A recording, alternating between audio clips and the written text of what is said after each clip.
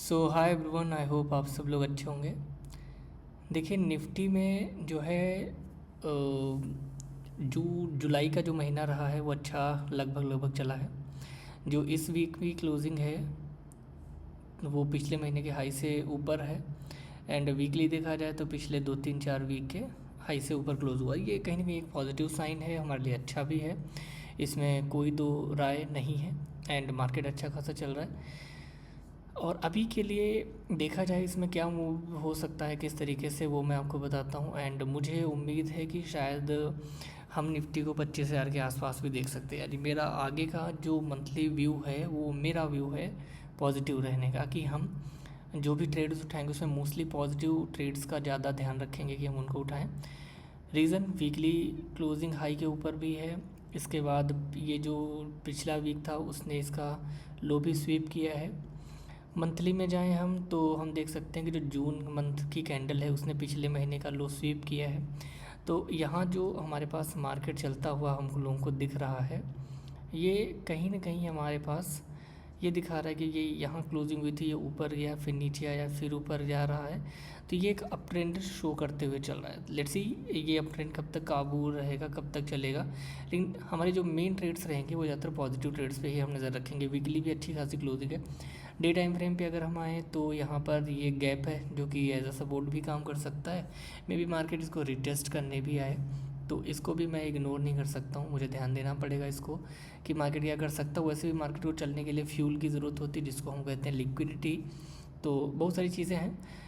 According to liquidity concept हम कहीं ना कहीं ये देख सकते हैं कि अगर मार्केट को 25,000 तक पहुँचना है, 25,000 के ऊपर पहुँचना है, तो जो 24,270 के आसपास इसकी क्लोजिंग है, ये एक ना एक बार आकर के एटलीस्ट यहाँ 24,000 के पास दोबारा आकर के, या ये जो लो क्रिएट हुए हैं यहाँ से मेजर लो, या कि अगर निफ्टी को और भी बड़ी रैली करनी होगी, अपने ऑल टाइम हाई को ब्रेक करने जाना होगा, तो हो सकता है ये जो लो क्रिएट हुए हैं यहाँ तक भी हम आगे आने वाले वीक में देख सकते हैं कि निफ्टी एक बार रिट्रेस करने आए।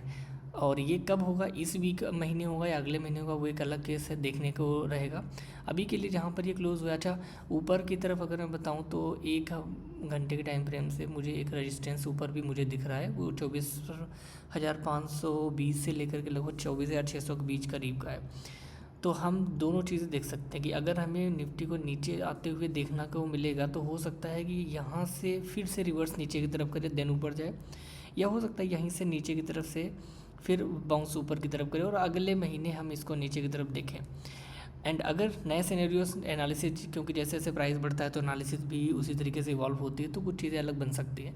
अभी जो मेरा पॉजिटिव व्यू है उसके हिसाब से मैं यही कह सकता हूँ, जब तक कोई बैड न्यूज़ ना शुरू हो, कि यहाँ पर ये क्लोजिंग हुई है, अगर यहीं कहीं ओपन होता है तो लगभग 1 मिनट, मतलब 1 डेढ़ कैंडल 15 मिनट की मैं वेट करूँगा लगभग एक कैंडल के हिसाब से। फिर उसके बाद कहीं ना कहीं यहाँ से एंट्री हमारी बन सकती है 24,300 के आसपास से, जो भी यहाँ पे लेटेस्ट सपोर्ट या वीटी टाइप क्रिएट होगा उसके हिसाब से।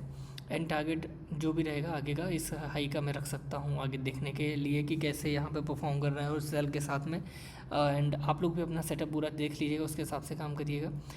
इफ़ अगर ये गैप अप ओपन हो जाए मान लीजिए थोड़ी देर के लिए कि 24,300 24,400 के आसपास, देन हमारे पास लेटेस्ट कोई रेजिस्टेंस यहाँ पर मौजूद नहीं है जब तक हम इसको ना देखने जाएँ। यहाँ पर अकॉर्डिंग टू एसएमसी यहाँ पे खास कुछ नहीं, एक वॉल्यूम इम्बैलेंस मतलब क्रिएट हुआ है, जो कि बात की बात है। अभी रेजिस्टेंस के तौर पे तो 24,078 के करीब है, तो वहाँ तक पहुँचेगा तब तक पहुँचेगा। अगर गैप अप ओपन होता है तो ये मान के चलिए कि लगभग 24,400 के आसपास से फिर एक रेजिस्टेंस जोन हम मान लेंगे, जो कि प्रीवियस डे का हाई है। यहाँ से फिर ये रिवर्स करने की कोशिश कर सकता है। ये जहाँ पर ओपन हुआ यहाँ से नीचे आएगा, इस जोन के अंदर से वापस हो सकता है। अगर ये ज़्यादा गैप डाउन होता है, मान लीजिए कि 24,250 के नीचे आ जाता है, देन हम इसको लगभग 24,200 के पास से बाउंस बैक होते हुए देख सकते हैं। अगर इसको ये होल्ड कर लेता है, ओपनिंग के बाद कुछ चीज़ें डिसाइड हो जाती हैं तो वो भी हमें नोटिस करना पड़ेगा।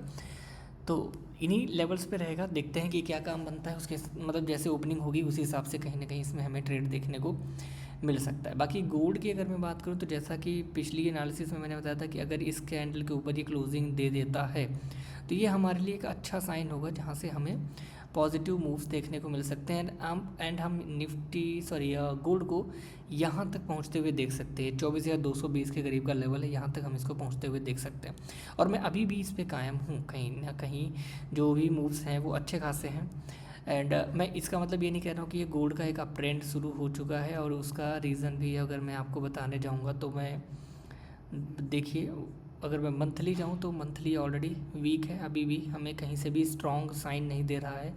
स्ट्रॉन्ग साइन देने के लिए एटलीस्ट ये वीकली मतलब मंथली के हिसाब से ये यहाँ तक आने के बाद कहीं बाउंस करने को सोचे तो ये ज़्यादा बेटर होगा, क्योंकि ये भी एक एफवीजी यहाँ पर क्रिएट हुआ है। एंड वीकली टाइम फ्रेम पे अगर आप जाएंगे तो एक सेकेंड, हाँ, वीकली टाइम फ्रेम पे अगर हम जाएंगे तो ये देख सकते हैं कि छोटा सा ये पिछले 2 भी 4-5 लो थे, स्विंग लोज थे, उनको इसने ब्रेक कर दिया है एंड उसके बाद पॉजिटिव क्लोजिंग दी है। तो इसलिए मैंने यहाँ पर आपको लास्ट टाइम भी बोला था कि मेरा पहला टारगेट ये हो सकता है और उसके बाद मे बी मैं गोल्ड को यहाँ तक भी देख सकता हूँ। तो लेट्स सी क्या होता है कि गोल्ड यहाँ तक पहुँचता है या उससे पहले रिवर्स होगा देन वापस जाए। मैं नहीं कह रहा हूँ कि इस तरीके से ग्रीन कैंडल बनाते हुए यहाँ तक जाए, हो सकता है कि यहाँ से थोड़ा वो रिट्रेस करके फिर ऊपर की तरफ जाए एंड एटलीस्ट ये वाला टारगेट तो हम देख सकते ही हैं।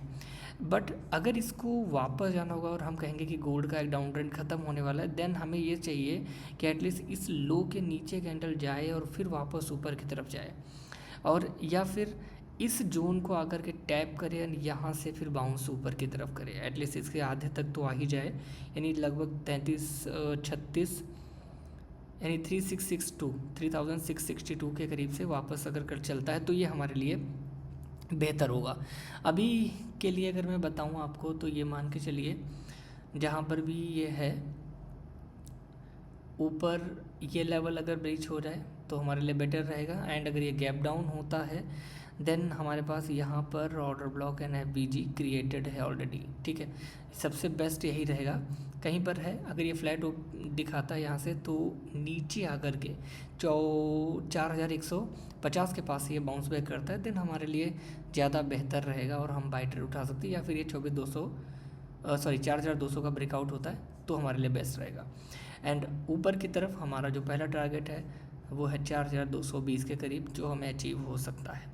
लेट्स सी गोल्ड किस तरीके से क्या करेगा, और ये रही एनालिसिस। एंड कई सारी चीज़ें हैं जो आप लोगों को समझ नहीं आती होंगी कि ये जो मैं जोन ड्रॉ कर रहा हूँ ये कैसे ड्रॉ कर रहा हूँ, इनके पीछे का रीज़न क्या है, और दुनिया भर में आपने वीडियोस देखे होंगे, समझोगे एफवीजी ये वीजी वो वीजी, बट यूज़ करते समय जब आप जाते हैं तो वो काम करते हुए नहीं दिखते। ऐसे इसका रीज़न ये होता है सिंपल, क्योंकि एफवीजीज बहुत टाइप के होते हैं। रियल एफवीजी कहाँ पे बनता है, कैसे काम कर रहा है, ऑर्डर ब्लॉक कैसे काम करता है, एसएमसी का नाम जस्ट नाम ले लिया जाता है, बट एसएमसी क्या है, एसएमसी एक बहुत बड़ी चीज़ है जिसको नॉर्मली लोगों को पता ही नहीं कि वो कैसे उसको किस तरीके से यूज़ करें, क्या करें।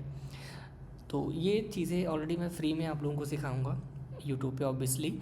एंड जो मैं स्टॉक मतलब एक लर्निंग पर्पज़ से शेयर करता हूँ तो वो कैसे बनते हैं, क्या उसका स्कैनर ऑलरेडी मैं बना रहा हूँ, आप लोगों को मैं शेयर करूँगा, और कैसे उन पे काम करना है वो चीज़ भी मैं आप लोगों को सिखाऊंगा। तो बहुत कुछ आप लोगों को सीखने को मिलेगा, बस बने रहिए एंड लाइक बटन हिट करते रहिए, शेयर करिए वीडियो को, सब्सक्राइब करिए एंड बस जुड़े रहिए। लिंक डिस्क्रिप्शन में हमारी कम्युनिटी से जुड़ने के लिए, जहाँ पर लाइव मार्केट अपडेट्स मिलते हैं, उसके लिए लिंक डिस्क्रिप्शन में है, जल्दी ज्वाइन कर लीजिए।